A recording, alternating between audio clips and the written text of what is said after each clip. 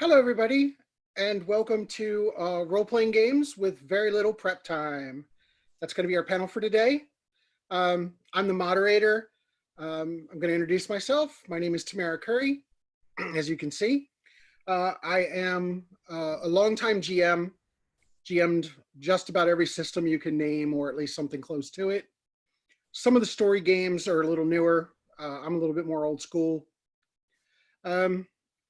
And I've been doing that for about 41 years. So I've got a little bit of experience.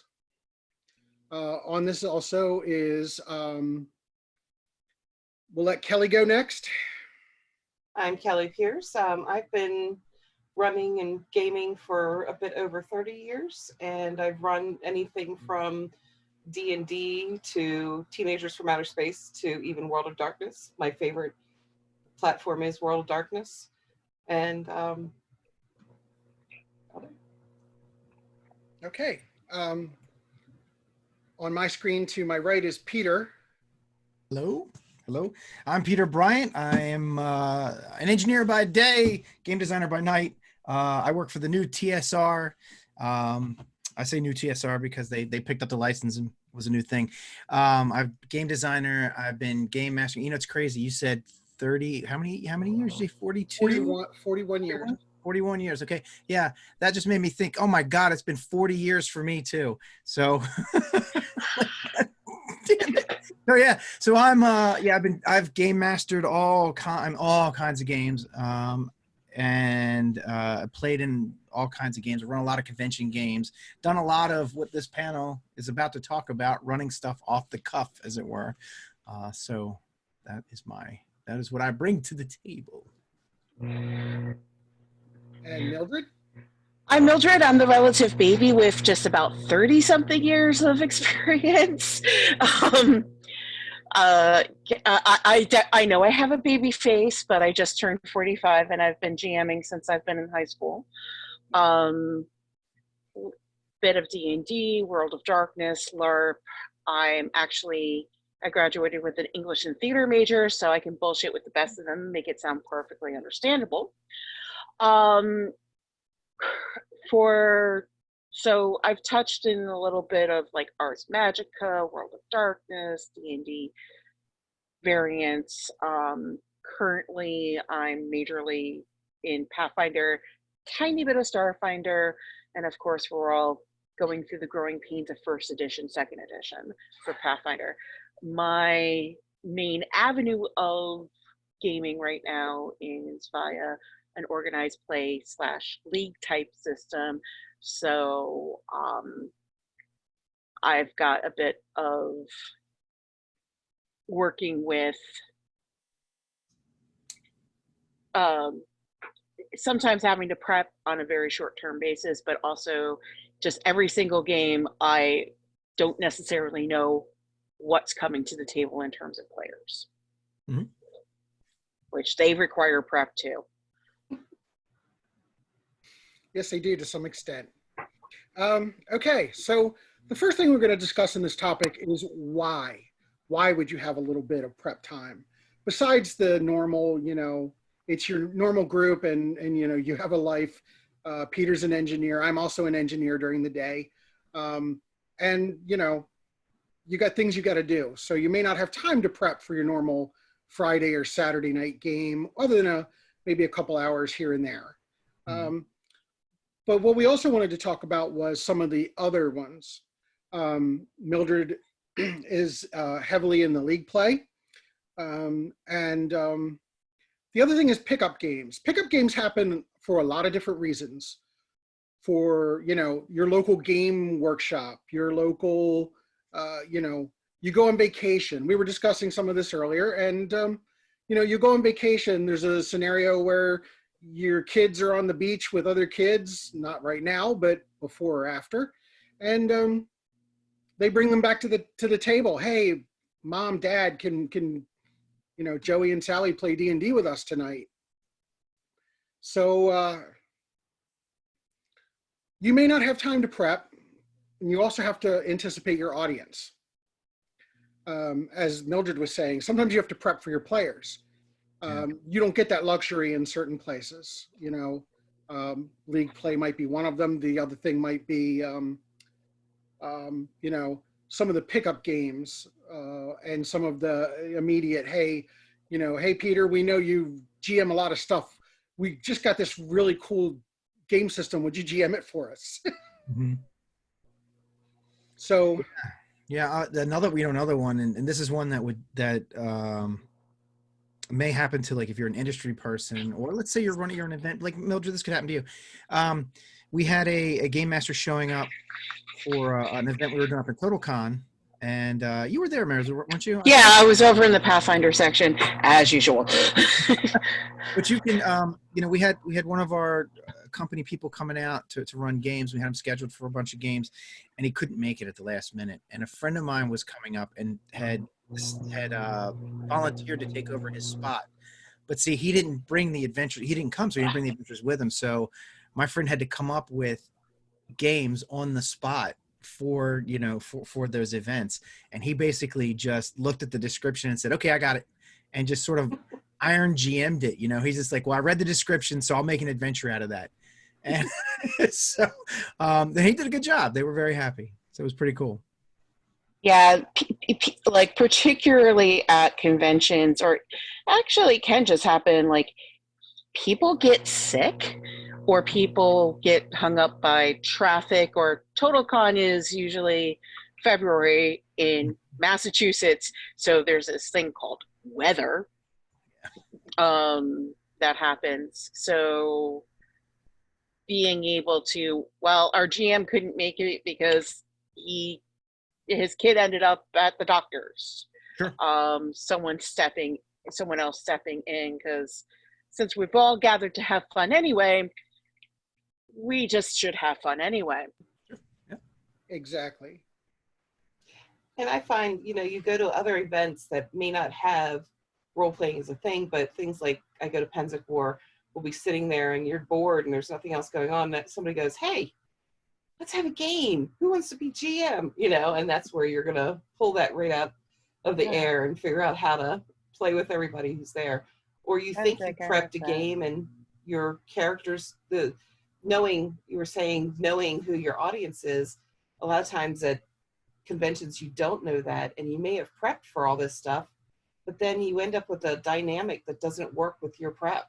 So you have to pull something else out instead that everybody can be entertained with and work with. Exactly. So, and this is a little bit more toward some of the more long-term kind of homebrew GMs. I find that I run things for one group, and if I get lucky and the pickup group or another group doesn't have any crossover players, I can recycle. So that's one of the things you can do with very little prep can be beneficial, provided in the new time and place you can remember what you did before, and you know, things are not going to turn out the same way. Just be aware of that. Yeah, even with league play, like an organized play system does, I have pre-written scenarios that I'm using with the players, and there's a combination of I'm running things for multiple people, but some of these scenarios are also replayable, usually for like low level stuff. So there's a level of, I've run this one scenario called City of Golden Death multiple times, and every single time I've run it has been so divergent in terms of players and personal satisfaction, because one was one of the worst games I've ever run, and one was one of the best games I've ever run. So being able to adjust to that, but also with the replayables, it's like, okay, who's already played this before? Who hasn't? And first times they did these redoables, they didn't exactly have a lot of randomization built into the scenarios. Paizo's gotten a bit better these days about making sure it's like, now you almost like need a flow chart to do, all right, who's the bad guy this time? Where did they leave all the clues and such? But having that, you still have the same core scenario, but you've got a branching out of how things can go, helps a lot with keeping it fresh for everyone. Yeah, there's a couple strategies for that, what you're talking about, the same kind of thing, but like on the fly. So it's not a book that's made that has adventures that you can run through it, but there are some neat, interesting things. I've talked to people about doing this. One of the things that they do is they have a whole bunch of GURPS books. You know, GURPS makes the best supplements. I don't care if you care about the system or not or whatever, but their supplements are fantastic.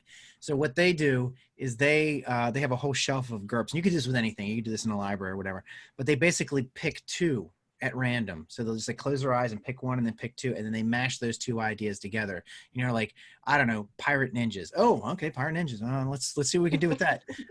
Another thing, the second one is I found years ago, I can't remember the guy's name, but you can look it up online. It's Big List of RPG Plots. And this is basically, he has boiled down all the fictional tropes into their tight categories. So it's only a couple pages long, but it's, you know, a port in any storm, a lost thing, all these different ideas for plots, and then it gives examples of how to use those plots.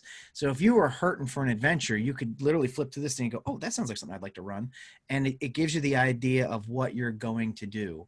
And then you just have to flesh it out. But and you can go through and go, I want this and I want that. So it's going to start here and it's going to go to here. That's, you know, and that's going to be my adventure tonight. And then you can kind of do it on the fly if you have some NPCs pre-made, or I don't know, half the time I just fake it. You know, I'm just like, I don't even write down the NPC stats. I get a piece of paper and I'll go, I guess it's got about 30 hit points, you know, and it's about this level or whatever, because it doesn't matter. I mean, as long as the characters are having fun and you're keeping things going at what I like to call the stress level that you like to maintain. When I'm running an adventure, I like to set a stress level. How stressed do I want my players to be? And that can go up and down.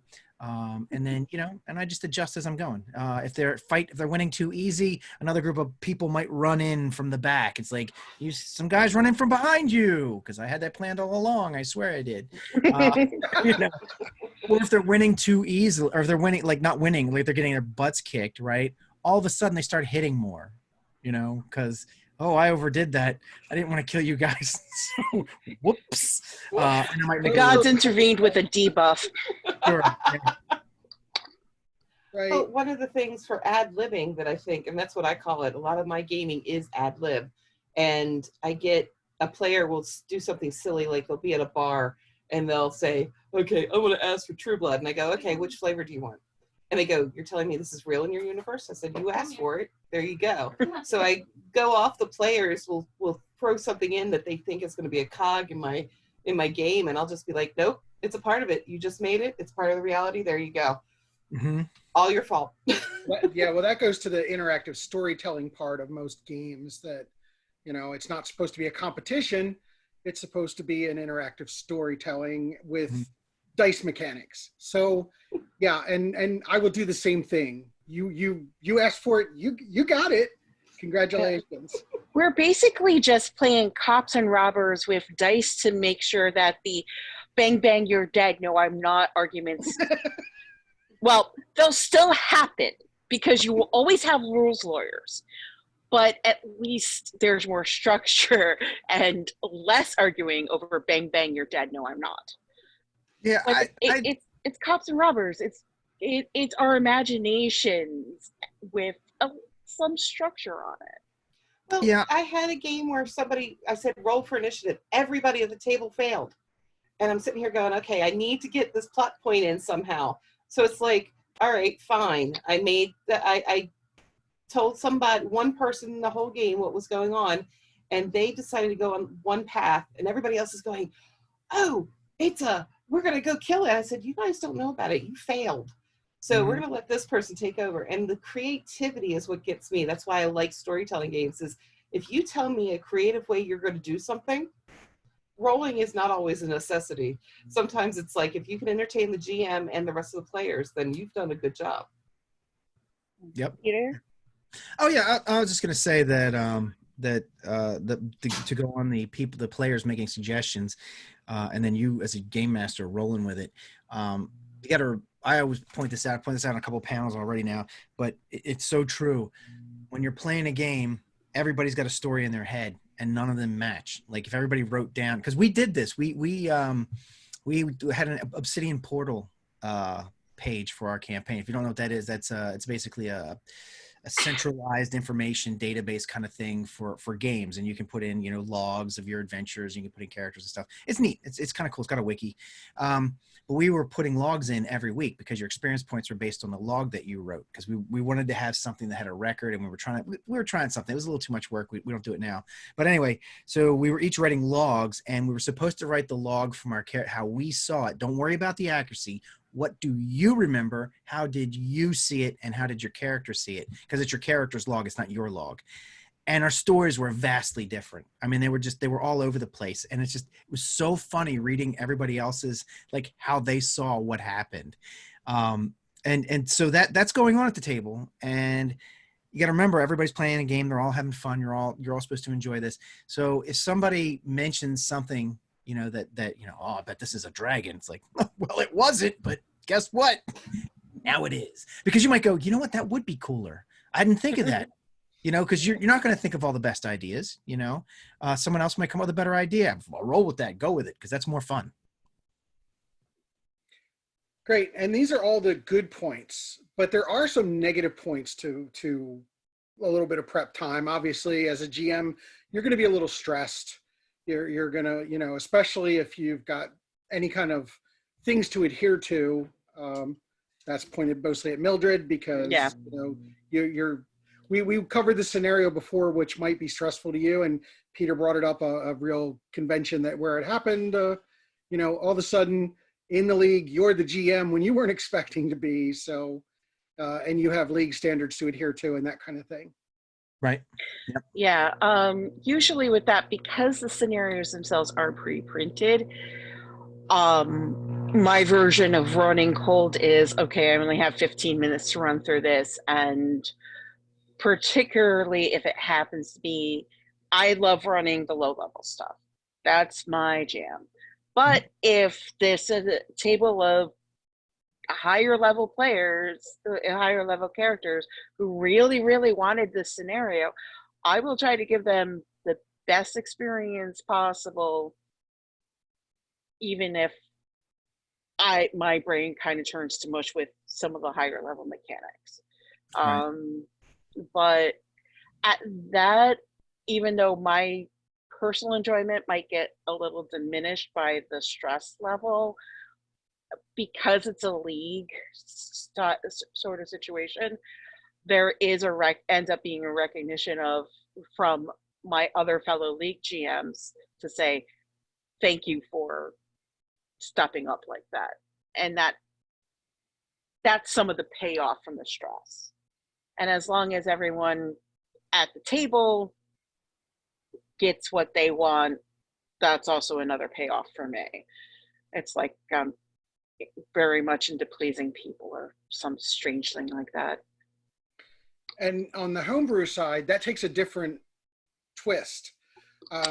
If I'm on vacation and sitting in a hotel room or a hotel lobby with 5 people that I'm not going to see other than this week while we're on vacation together, I'm willing to be a lot more liberal, you know. Oh, you know, you kill the troll and everybody gets a +3 sword. Have fun, you know. But that can be a problem when you're with your regular crew. You know, we've done that, and I've had that happen where, you know, we're not ready to move on with another adventure in another game. Let's do a one-off. Let's just do a one-off. I cringe when I hear that word sometimes, especially from my regular players, because, you know, as I was mentioning before, you go, you know, well, you're in a one-off. Okay, well, the rules are kind of loose in that because you're not going to do it again. So, you know, you want to play a half Azuriel, half cat person who can, you know, breathe fire and fly. Great, you know, it's a one-off. And then the next thing you hear when your players are walking out for the night is, that was totally awesome. Let's play that again. Right. Let's make a campaign out of this, right? Yeah, we've done some of those where we intended, we're going to start a new system, we're going to start a campaign in a new system. And you know how it is when you make up a character in a game system you've never played before. You don't even know what half the numbers mean or what it's going to mean. And you want to play a certain kind of character. I'm not even talking about trying to min-max. I'm just saying I want to play somebody who's good at this, right? And you make up a character and they're not good at that because you didn't know what the heck you were doing. You're like, oh, I didn't know the numbers worked that way, or I didn't understand the dice when I was making up my character. So a lot of times what we'll do is we'll do like a one-off before the adventure begins with another set of characters doing something else completely just to play the game. And half the time, some of the people are like, I want to continue playing this character. I like this character. I made this character. It's fun. I like it. I want to keep playing this character. And it's just like, no, you got to make up a new character. It's not even remotely what we're doing. But people, yeah, they get attached to it. Yeah, I don't know. It's funny. And I guess one of the greater parts of that is, the fun you can have with playing things that, most GMs in their right mind wouldn't let you play in a regular campaign or a league game or, anything like that. Can I play a half giant? Yeah, sure. I don't care. Whatever. I like Oops, sorry. Go ahead. I was just going to say, the ad-libbing and stuff like that is really good for a convention scene, like you're saying. I have one, I guess, kind of world or scenario that goes through my head where anything that has happened in previous games to this world of mine continues out over into the next time that I'll run it. And I don't really have to prep, I just have to remember, which is always fun. I've got a rip in the time continuum of sorts in a World of Darkness game where I'm able to pull in anything from, I had some person say, well, what kind of character can I bring in? Well, what do you want to bring in? Well, I really love my half changeling, whatever, fighter. I said, okay, we can do that. I can? I'm like, yeah. So it's you got to figure out where do you want to go with this stuff and how, like you said, how much do you want to commit to it? And I think when you do ad lib at a convention, it is going to be that one-off time. And if they come back the next year, that's fine because it's still going to be another one-off as long as you can pick up or maybe make your brain know that you're going in through a new don't repeat it, just continue it. Yeah, so this last Total Con, we played the second game in an ongoing series. We have a friend of mine, it runs a private game, so it's just for the people like who attend and like run games and stuff. So it's a group of us. It's not open to the other players. We play like at 11 o'clock at night on a Friday night after all our games are done, and we're all evil characters because we never get to do this, right? We're all like it's kind of tongue in cheek. We're all evil, but it's also kind of funny. The guy that we work for is Skeletus. And we're like, we're like Skeletor's henchmen. We're all playing like goofy, and we do like really evil, crazy stuff. And it's interesting because we started it 2 years ago and we picked the game up again. It's like when we left off, and it's been a lot of fun. And I think we're gonna continue doing this every year because it's goofy, but it's a lot of fun. It's always nice to have that completely out there thing. Even with the league play, there are a few scenarios which are just really wacky. Before goblins were a basic player race in Pathfinder 2nd edition, there was a series of printed modules that you could actually get league credit for called in a series called We Be Goblins, where you're playing little bloody pyromaniacs, right. aka goblins. And I've known some people who live for playing that, and they were bringing it out as their free RPG game day promo. And I know some people who absolutely hate that. And in fact, one of the things to like when you're playing off the cuff is being aware when someone's not having fun. Mm-hmm. So you can then adjust what you're doing to pull them back into hey, we're doing this for fun. If you're not having fun, why are we doing this? Sure. Yeah, I think a big part of it is if you're going to play off the cuff, it's helpful if you tell your players you're doing that. Like you can say, hey, look, I don't really have anything prepared. I got something in the back of my head. I'm going to run this off the cuff. So if I do something stupid or whatever, just bear with me. I think that's helpful if your players trust you. Yeah. You know, and that also gives them the freedom, because they know that it's not like a scheduled thing. So it's like, oh, so that means that we can pretty much do whatever we want, you know. So it gives them a little free form too, you know, gives them the ability to break the script a little bit as well. So I think that can be a lot of fun. I think telling them that you're running off the cuff could be very, very helpful in that they won't hold you so accountable. And that works really well with friends and you know, commonality. Um, it's rare to get stuck with a group that you weren't at least acquainted with. You know, whether you're running at your local game store, you're running at a convention. You know, these are convention goers. More than likely, you've passed each other in the hallways at least a dozen times, if not this year, the last year, the year before that. You know. But the one thing, you know, one of the things to always consider in anytime you're running a game, whether it's a pickup game, but it's very important in pickup games because pickup games get loose. They're not regulated. But consider your players, as Mildred was saying. If you see someone not having fun, you know, start to adjust that flow a little bit so that they can start to chime in. But the biggest thing was, and you know, with strangers is watch your topics and also make sure you're age appropriate. Oh, sure. Yeah. You know, that's common sense GMing, obviously. But Yeah, and even if you're running with someone else's script, sometimes that age appropriateness is a key factor. Some older material, not just Pathfinder, but there's a lot of things in older published scenarios that either these days you cringe at, or the Paracountess's bedroom is not necessarily a place you want 14-year-old boys wandering through, but it's part of a scenario. And let's just say she has some interesting toys. Right. That they had no idea what they were for, which was beautiful.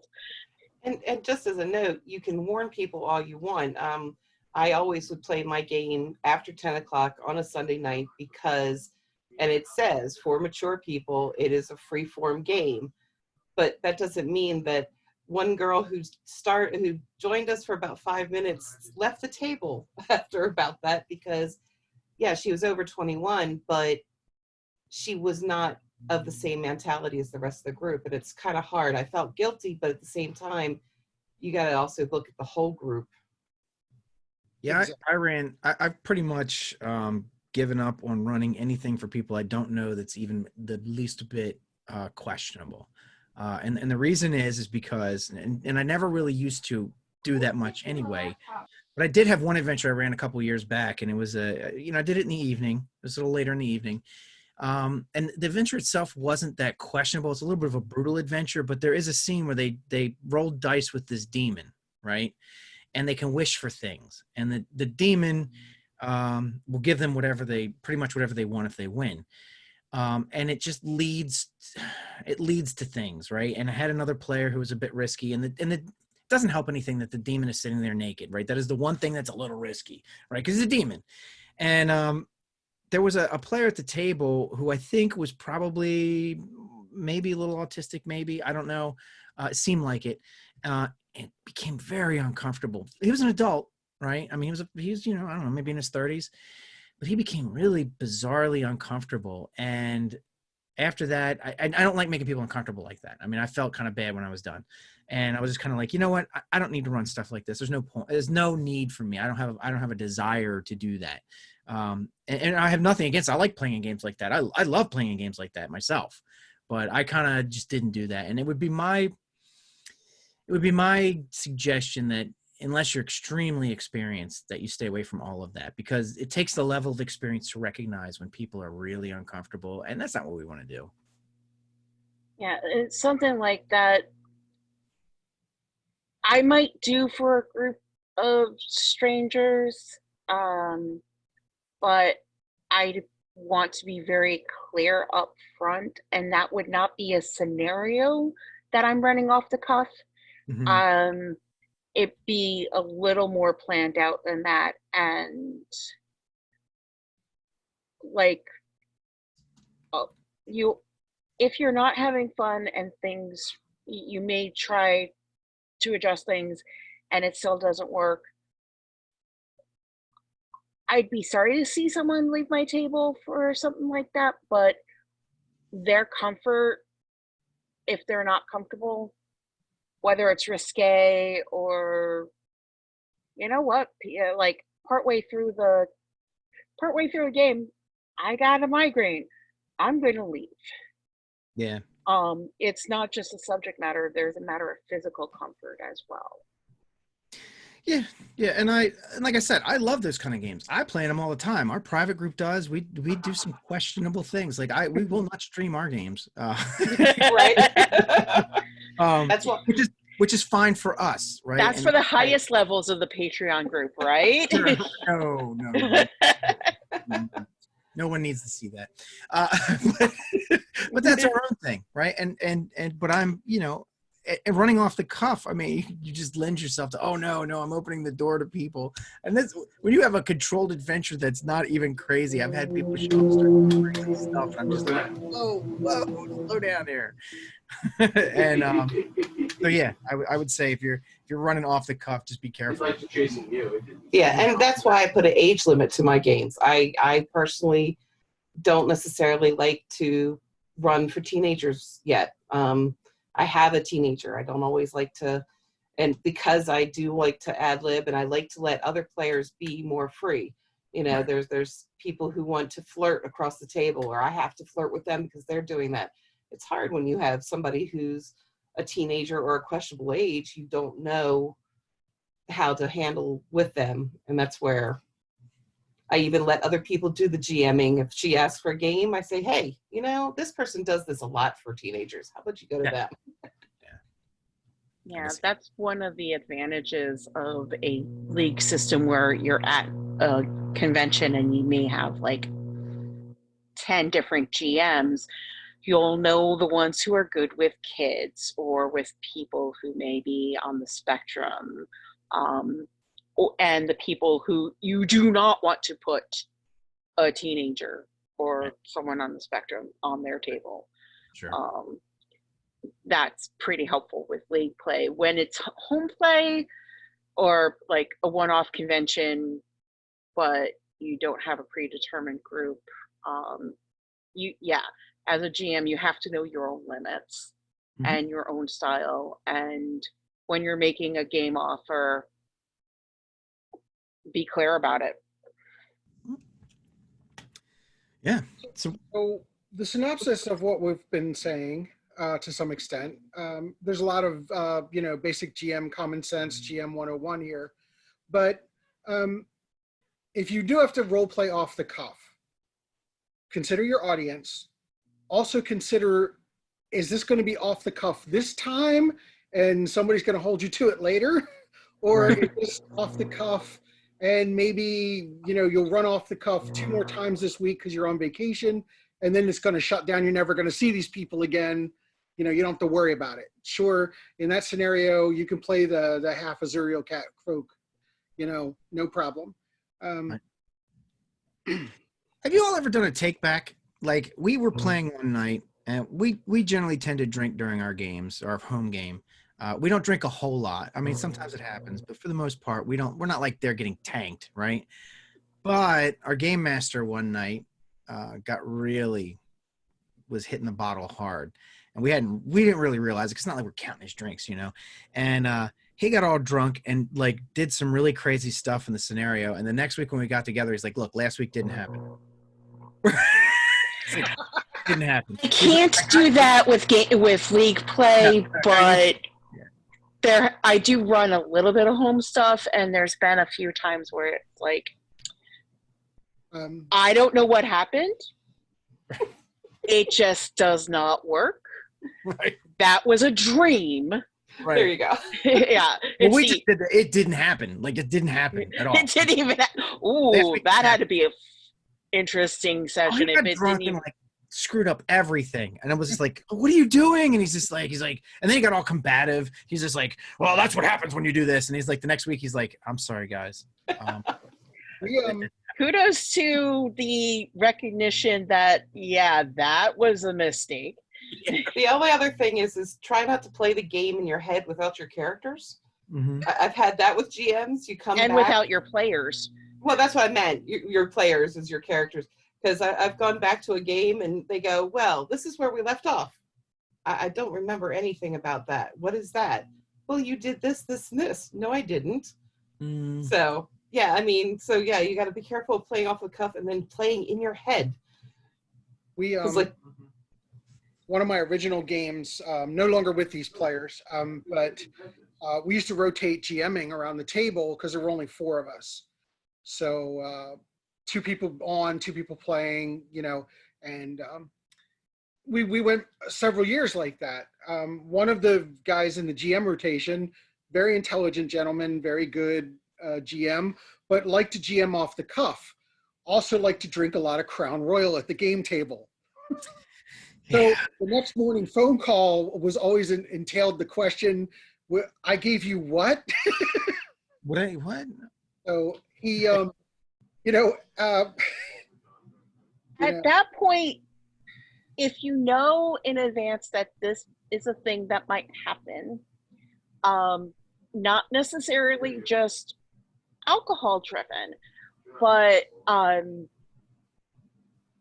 one of the people I play with a lot for our long campaign games, she actually has a recorder, because a little digital recorder, because she knows her memory is shit. Right.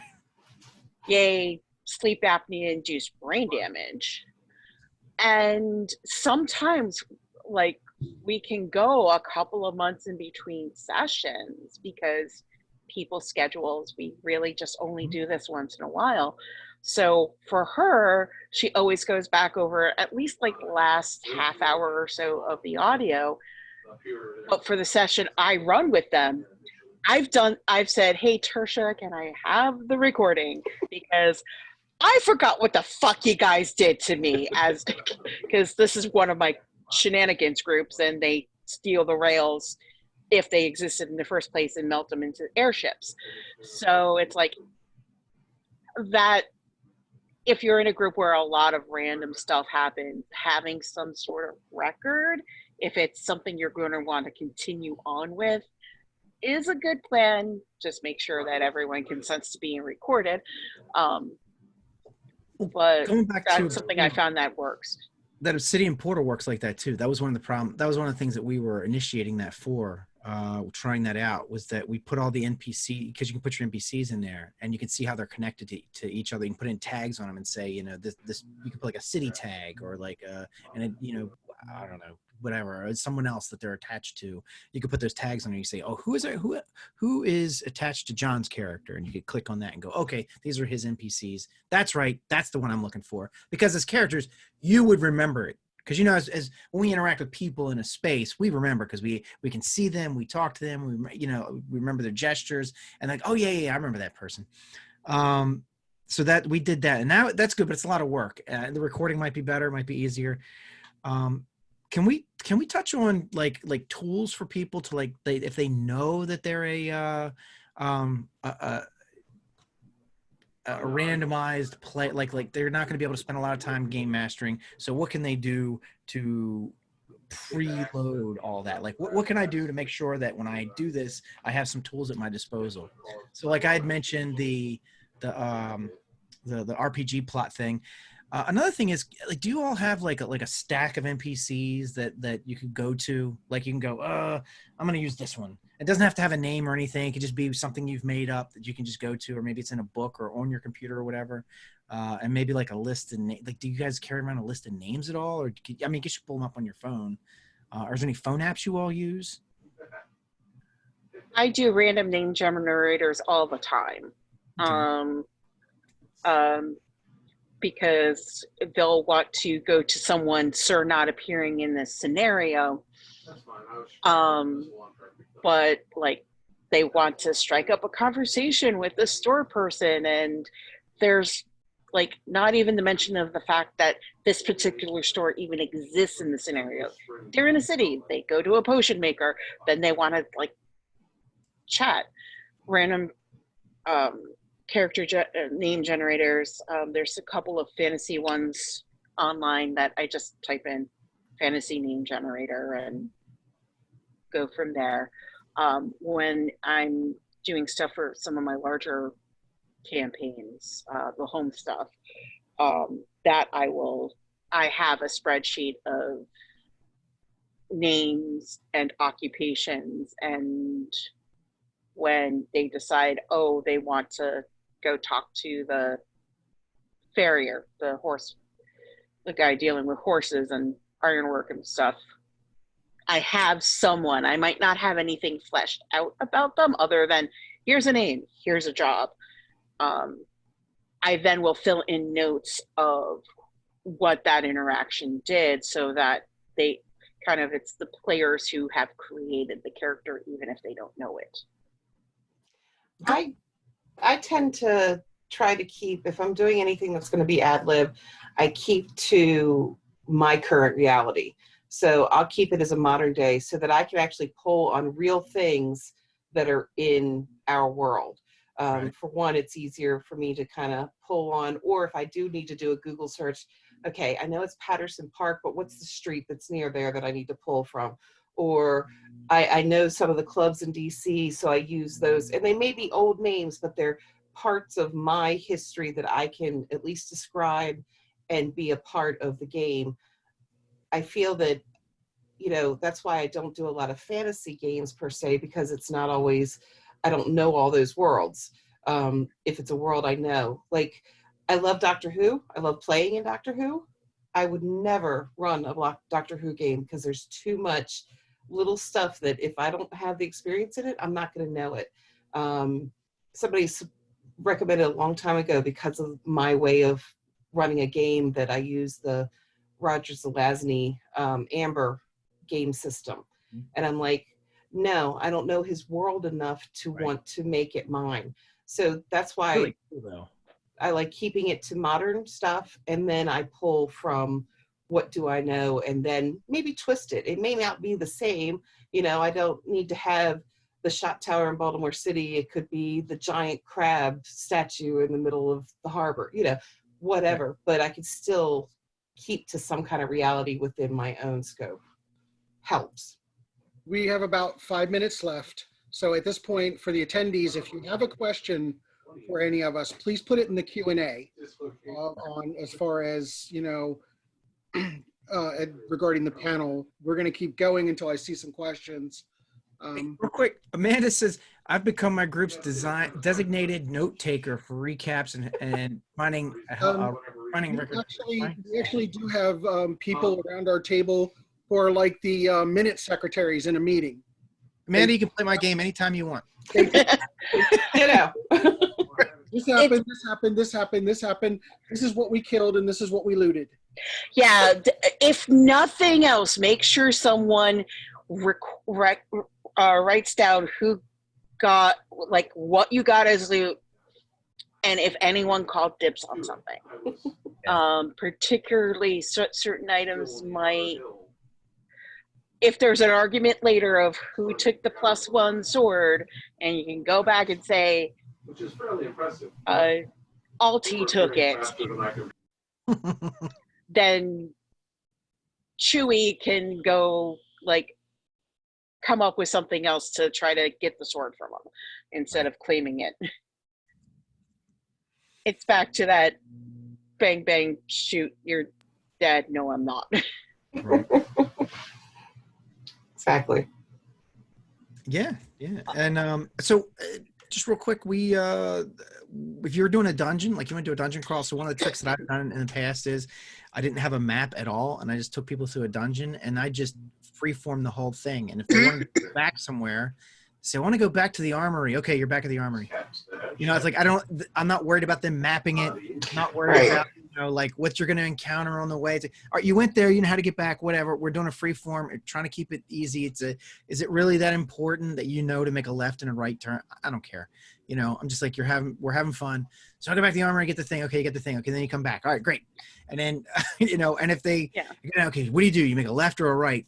Doesn't matter what they say. Guess what they're encountering? And you could do that with just like a list of dungeon rooms. Like you just have a list of dungeon rooms or encounters or whatever, and you could just check them off as you go down. Oh, now they're here.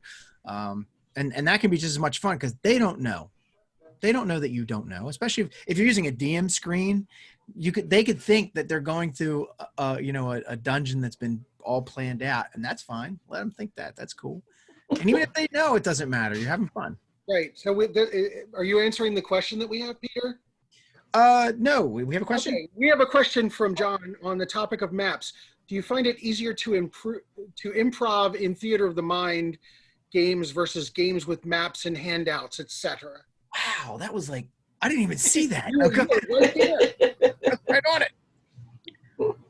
I will say that even in league games, not everything is mapped. So, like I was saying, they decide they go to the wand maker, and there's nothing about a wand maker. A friend of mine created this alchemist out of thin air, and they spent so much time talking to him, and he's nowhere in the adventure whatsoever. It was just a roll with it moment. And then when other people talk about, oh, and when we were talking to the alchemist and anyone else who's played the same scenario goes, what alchemist? That's one of the things with league games, you do get a lot of variation between how groups play, and then at the end, if they talk to someone else, you get to compare notes. Right.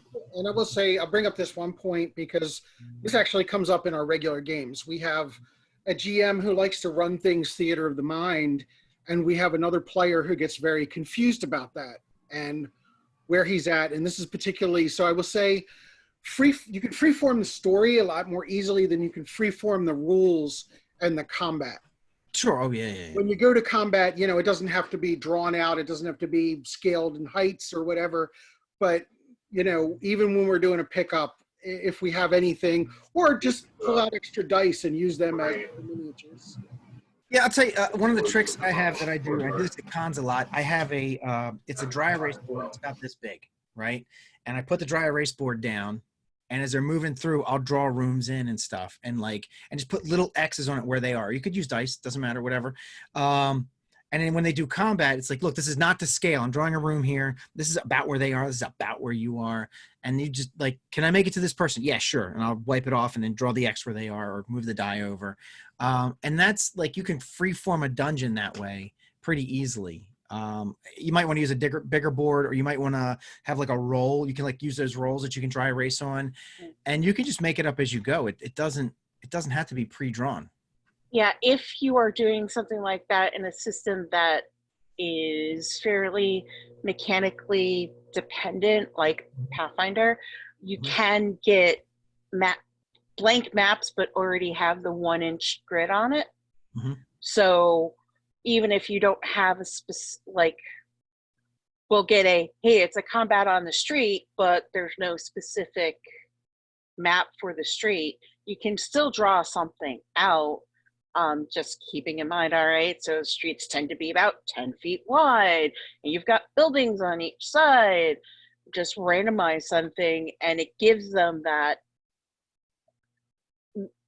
ability to play with the mechanics the way they are written, and still have a little bit of a theater of the mind of what the buildings around them are, and that brings up real quick point of, if you know you're going to be a fly, you know, like be on the fly a lot, use a system that caters to that. Like 7C is great. 7C is fantastic for that kind of stuff. You barely need maps or anything for that. You can pretty much do everything on the fly with 7C. Yeah. Like any kind of game like that. Savage World. White Wolf. Oh yeah. World of Darkness is great for all that. And you can pull in any kind of character. That's why I say it is the whole World of Darkness, because it doesn't have to be vampires and werewolves. It can be anything pretty much with that. And maps, you know, you could try, I know there was a Kickstarter recently with one that was a scroll. You could choose anything from woodland to just a grid. So there's all kinds of stuff out there just if you want it as your own thing. Yeah. Are we close to the time, Tamara? We're really close. We are reaching time right about now. Yeah. And bags of candy do well as monsters because True. then they get the pleasure of eating them afterwards if they so choose. That's a good one. I like that. We're done. All right. All right, everybody. Peter Well- Bryant, tsrgames.com. Check it out. Top secret. And we have some dealers in the dealer's room that might have some equipment for you and dice bags and dice of sorts. So check that out in Discord as well as on the Balticon virtual dealer's room site as well. Yeah, if Film Brain's in there, definitely. Andrew is a sweetheart. Bye. before we get Kicked off. like I don't know kicked where off Matt's mid sentence. Take us out, Tech. Take us out. Don't take us out. Thanks, everybody, for joining us. Take Thank care, you. everyone. Thank you. All right, everybody. I'm leaving. Hey, Have a Peter. good night.